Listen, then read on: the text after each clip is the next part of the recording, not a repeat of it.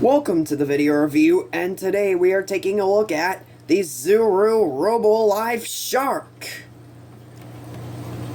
Now this thing is very cool.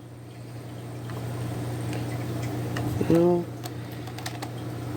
the tail is, now this whole section, the tail and the pelvic fins and the rear of the shark is super kind of bendy, so you can turn it left and right.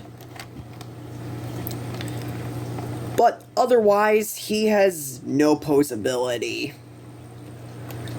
Now, he does have an action feature where he can actually move like a shark in real life. And that's if you put him in water, he can actually move like a real shark. But if you take him out and then dry him off, he will turn off. That's actually a very cool gimmick. I rather dig it.